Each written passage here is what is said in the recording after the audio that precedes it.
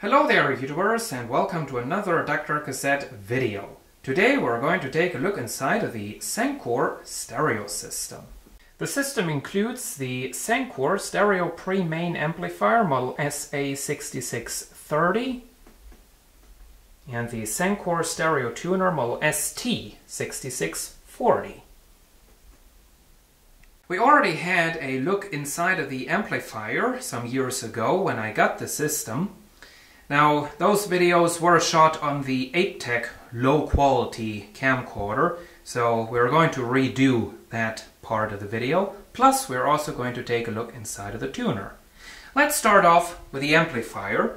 This is a very, very impressive design. I am very impressed with this. As you can see in the center of the unit, we have a transformer, power transformer, made by the Kowa Works Company Limited. This is not a toroidal power supply, it's not a circular design, it is a classic transformer, but it is all shielded in this black box, of course. Here we have the power amplifier modules. We have the channels both separated from each other. The modules, however, are the same.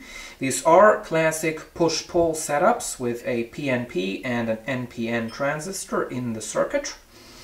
And over here we have the circuit board for the input jacks. Unfortunately, these are all DIN jacks.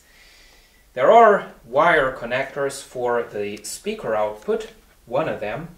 The other one is also for DIN jacks. Voltage selector and a connection for hooking up an equalizer, a pre-amplifier output and main amplifier input. Moving along, we have the circuit board for the tone controls. This amplifier, of course, has controls for bass, treble, balance, and volume. Those are all located right there. The input selector is located down there on the circuit board on the bottom, which actually is for the power supply. We have a heatsink right there, which provides the necessary cooling for two voltage regulator transistors down there.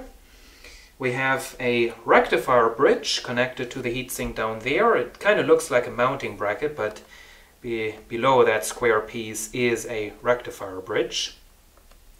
We have two filter capacitors, 6800 microfarad at 50 volts each.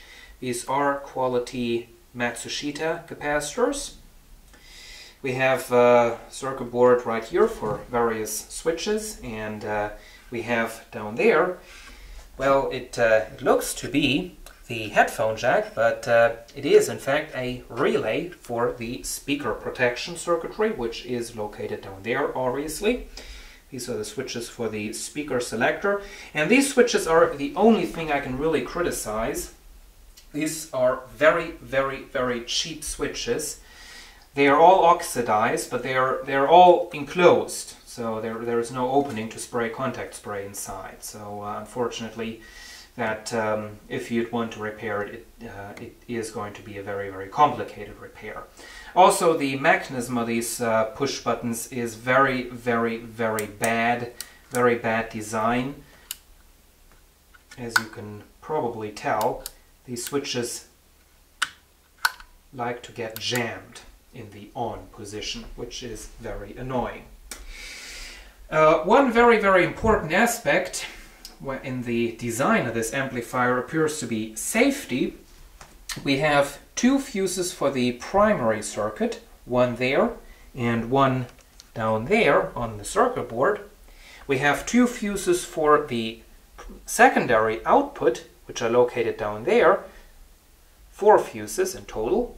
And then we have for each amplifier module another 2 fuses. So we have a total of 8 fuses in this amplifier, which, well, if I remember correctly, that is the highest value I've seen so far in an amplifier that I have owned. So that is very nice to know.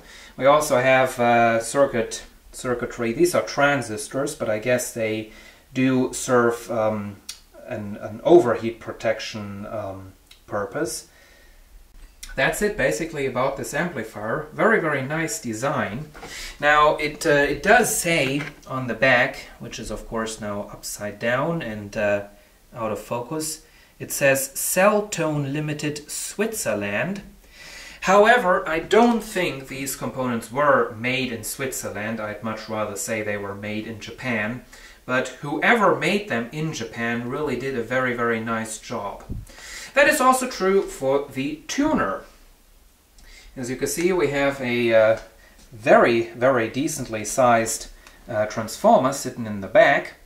Of course, it also has to power the fluorescent display in the front, but I have seen designs with much, much smaller transformers. Also on this one, 2 fuses for the primary, and well, this time actually no fuse for the secondary, which is a little bit disappointing if we go by the standards that the amplifier has set. However, you can see good amount of electronics inside of here, not too many integrated circuits in here. As a matter of fact, we have 1 right there, 2, and then a 3rd one, which is of course the controller for the fluorescent display, which is sitting up there up front. An interesting thing is the fluorescent display is not shielded. As you can see, it was also made in Japan, so I guess the whole thing was made in Japan. The display is not shielded. Usually these displays are being shielded. In this case it isn't. Not sure if that means any disadvantages for us, but as you can see, we do have the inputs and antenna inputs. This is a for DIN jacks. Right there we have a regular 75 ohm connector, and there is of course our output DIN jack in the back. And interesting thing is, this tuner is using this is a I think it's called varactor diode tuning. So rather than having a tuning capacitor, we are having potentiometers. And that setup is what makes these right there possible. These are of course our stereo presets, and of course down here the presets, each preset has a little potentiometer sitting in there.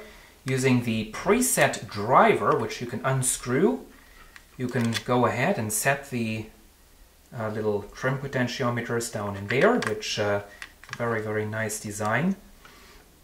And also for the main tuning, we do have a potentiometer rather than a tuning capacitor, which is a bit unusual because that also means that they are using varactor diode for the AM part, which I believe so far I haven't seen on a unit with this kind of age.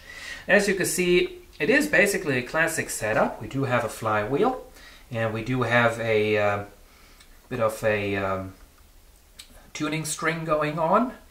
Great fun when that rips apart, of course. But instead of a tuning capacitor, of course, a nice big potentiometer right there, which was also made by Matsushita. And that is, of course, what controls the tuning. So, there we have it, basically. This is the inside of the Sencor stereo system.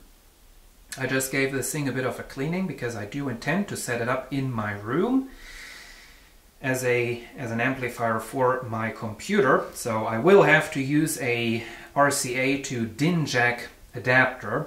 Hopefully I'll find one that actually works, because usually these always have bad contacts and bad soldering joints and broken wires inside.